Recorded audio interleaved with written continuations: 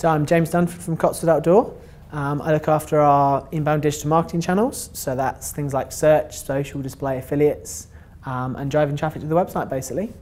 2014 has been a huge year for online advertising, and there's been, we say this every year, but the innovation and the pace that things are changing this year is just, it's increasing. And I think the big trend and the big change is this move towards programmatic buying and the move towards real-time bidding. And it's something that the industry is really pushing forward with, and it's trying to understand the effectiveness of it and how we can start to use that to increase the performance of our campaigns.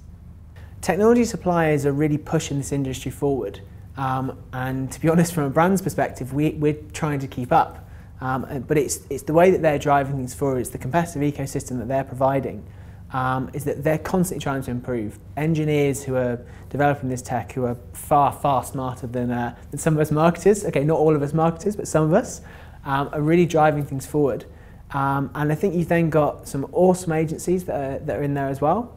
So we work with a couple of awesome agencies, and it's combining those two together, and then ultimately the brands are coming into that equation saying, guide us which direction do you think is best, or we want to try this, want to test this. So things are just changing at such a rapid pace, but it is ultimately the technology providers that are pushing things forward, and then we're adapting and changing as we can. Programmatic to me is using data to make smarter decisions when placing ads online.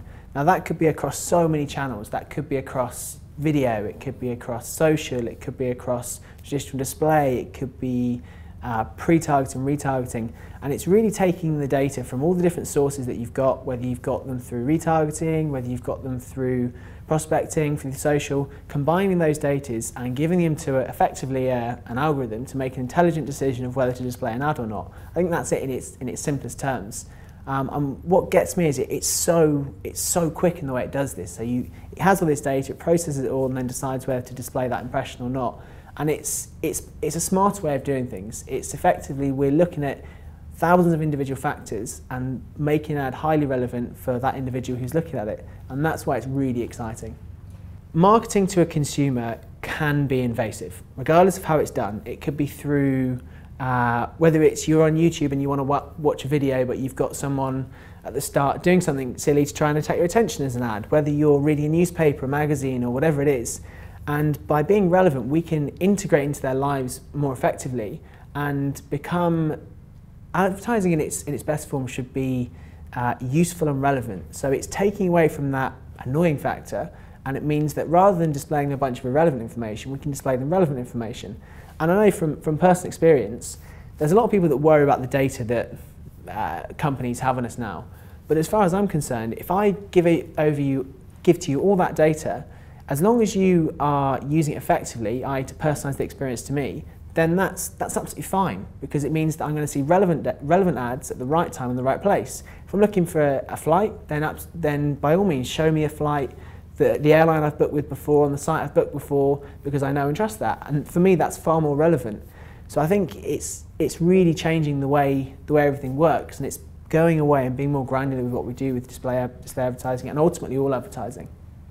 Educating consumers is a huge part of what we need to be doing as an industry, and to be totally honest and frank about it, we're doing a pretty terrible job. That's my personal opinion. There'll be people that agree with me, but a lot of people that don't. And I think the real issue is that people don't necessarily know the data that you have on them, and when they find out, they then don't know how it's used.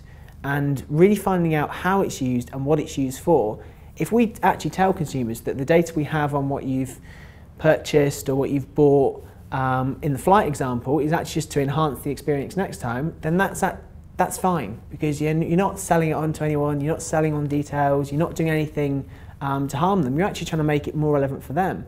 And I think education is something that's going to come with time. I think things change so quickly, that's a real issue as well, in that trying to keep them up to date. You could run infomercials on TV if you're really old school, or you could, let's say YouTube, programmatic YouTube, that's more effective. We could run these campaigns this month, and then in 6 months' time that might be out of date and not relevant anymore. But I think as an industry we need to start improving the way that we explain to consumers about this. And I actually think an issue from that as well is that not all the marketers understand it as well. So I think if you look at it, programmatic's still new. It's still, if you spoke to marketers, I'm not going to confess to be some kind of programmatic ninja. I know a little bit about it. I know enough to be able to talk confidently about it, but there's still marketers that don't understand it. And I think that comes with technology and that comes with change, but we need to be really, really cautious of it and really bear it in mind. Having close relationships with the vendors you work with is really important. It's not just a case of, in the traditional media phase, you go to your media agency, say, we want these titles, and then you'd never even have contact with the titles. It's really transitioning to you have your agency there to support you.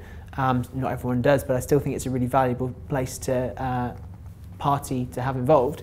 And then it's having that close relationship with the technology provider so that we understand what they're doing.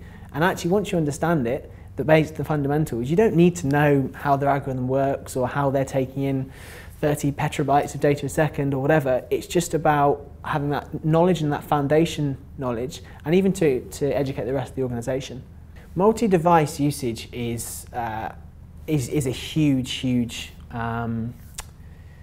it's a huge mountain which we'll say we're still climbing. Let's be topical on that one.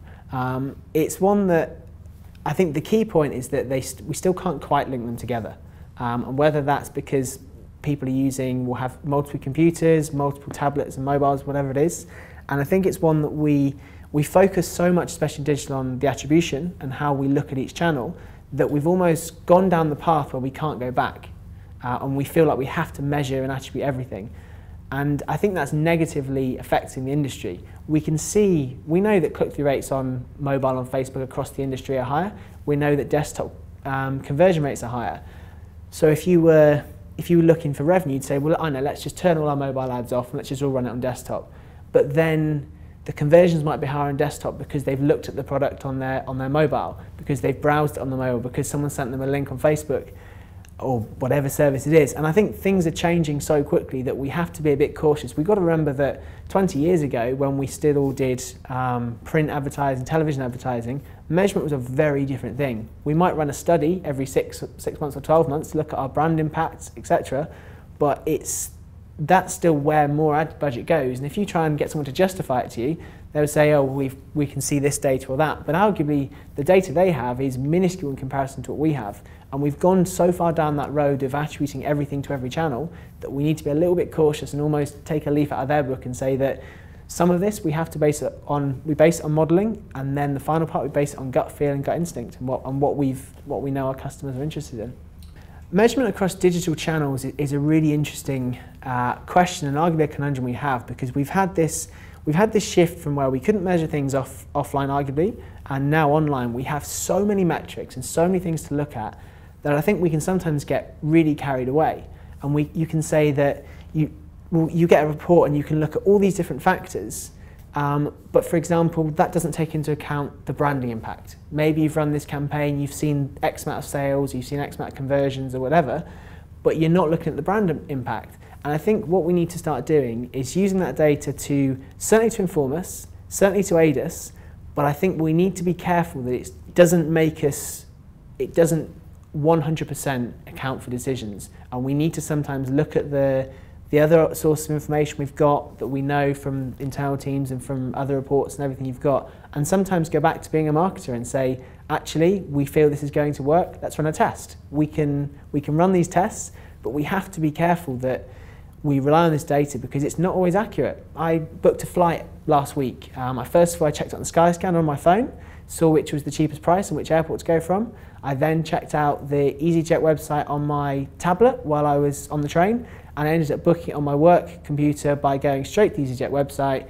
There's no link between those two devices. So if EasyJet tried to attribute that to any particular channel, they're going to have no idea. They think it's come from branded, but actually it started on Skyscanner when I checked it on my phone and then my tablet to my computer.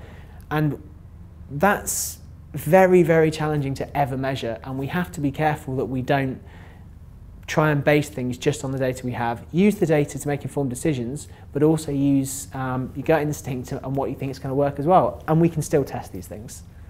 In an ideal world, we'll one day get into the position where we can measure the digital impact that whether it's an impression, a click, or a social mention has, and the impact that has in store. And I think we're getting closer to that. You can see with Things like, let's be really up to date here, things like Apple Pay, you've got the iBeacons and the NFC technology, and we're getting closer down that route. And I think we will get to a stage where we can start to measure those things on a small scale. But there's still going to be so many different devices that it's going to take a long time before we get to there. And again, we've got to be careful that we don't get to the stage where we just look at that data and just use that as an informed decision. We need to make sure we look at all the other impacts and remember that in reality we've never really been able to attribute these sales properly in store before anyway.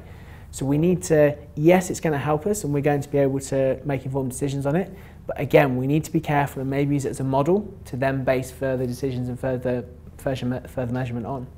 The ad tech world has really changed the way that we go about marketing, and I think the change is something that people always struggle with. It doesn't matter what industry it's in, people don't inherently like change, and I think that's where the creative agencies have been able to work on similar projects for a long time. They're very skilled in what they do, and I think the ad tech people are pushing it forward so quickly that I don't think it's a lack of the creative industry wanting to do it, but I just think there's once you get a little bit behind, it feels like they're then getting further behind when even more new technology is coming in. So it's almost this snowball effect. What started as there was a few gaps has almost just snowballed into this enormous gulf between the two. And I don't think, I say enormous gulf, that's really unfair on some of the creative agencies out there. But I think there's certainly a gap, and I think that there should be more integration between the two if there can be.